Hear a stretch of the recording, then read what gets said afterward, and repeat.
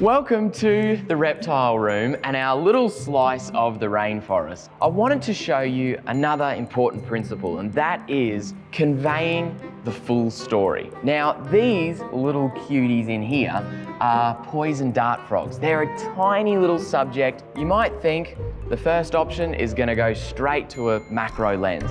And while that is definitely one way of doing it, today I'm going to be doing something a little bit different. I've got what's called a wide angle macro lens. It has a close focus distance so I can get close to the subject and really capture the habitat that these frogs are found in. And what we're going to do is use a little secret weapon, which is the frog's favorite food.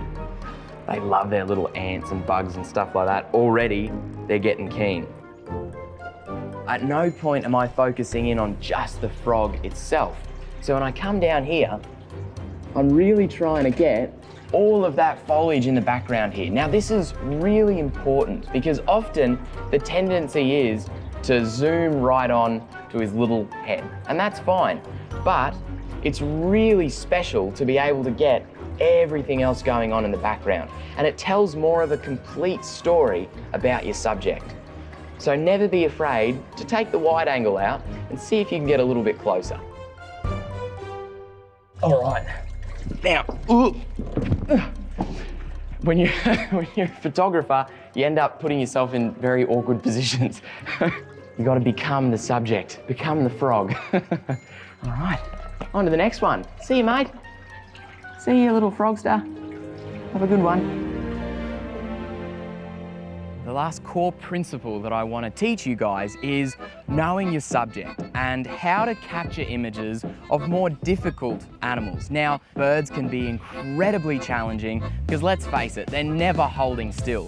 And so I've got my telephoto lens here and I want to show you the importance of being ready. Put yourself in the best position, understand your subject, which animal you're going to be photographing. And today we've got an absolute legend and his name is Keto and he's going to show us that. And here he is. So he's going to be flying back and forth and showing us how to get birds in flight.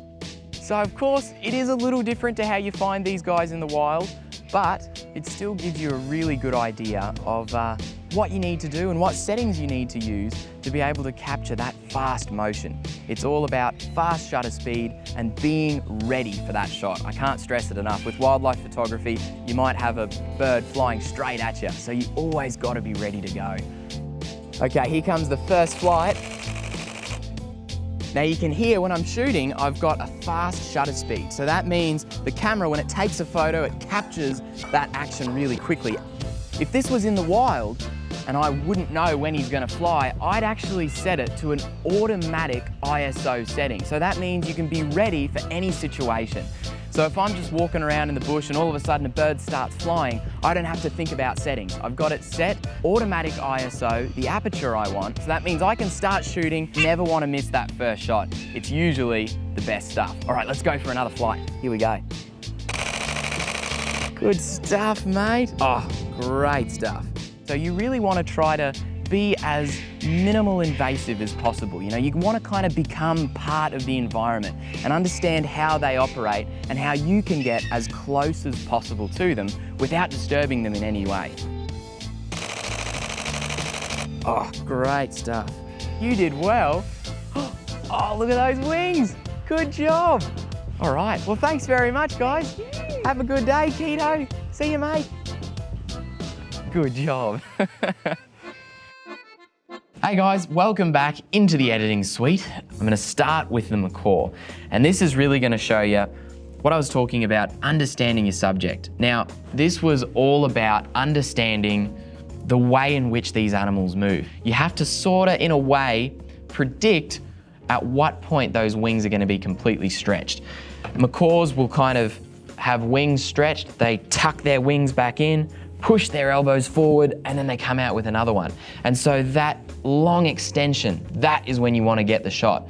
When their wings are tucked up like this, it can look nice. That might be the kind of shot that you're looking for, but for the most part, you want those nice extended wings to really show the color. And so that was about planning for at what point in his flight he was going to get that first extension. So it was definitely very tricky, but I'm really happy with how this turned out. When all else fails, put your camera on an automatic mode with a high shutter speed so that if that action happens, you can point your camera, take the shot really quickly. Then you can go back and start to change settings around later.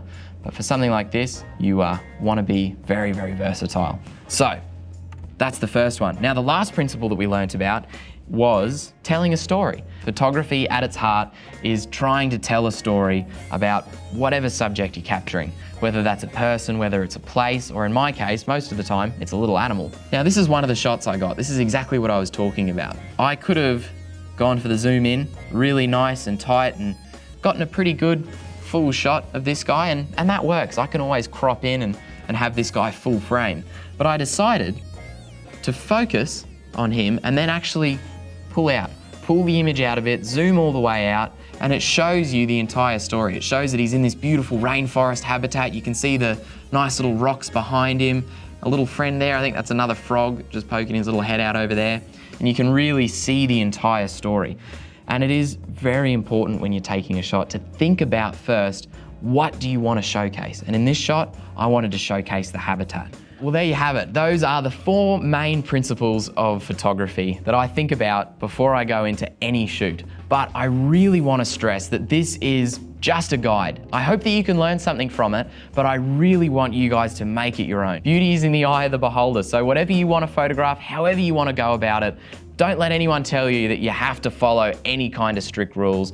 It's totally up to you. So get out there, have some fun, and yeah, photography rules. Thanks guys, see you next time.